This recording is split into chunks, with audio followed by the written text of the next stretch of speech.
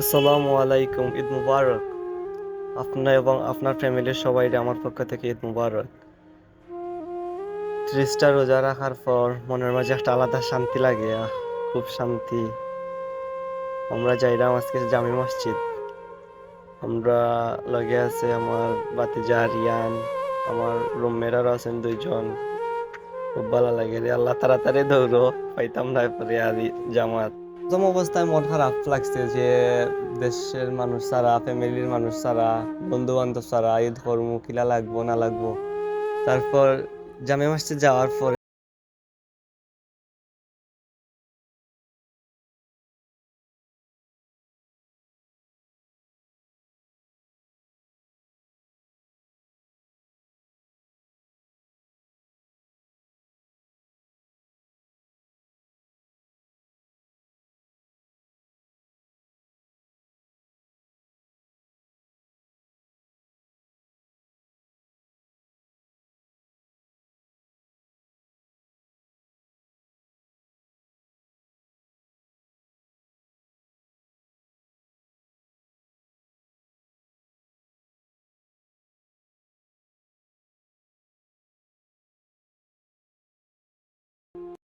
এটা হচ্ছে গিয়ে মেইন গেট। মেইন গেট তো কি আপনার একটা জিনিস আছে না, যে পিছন বাজু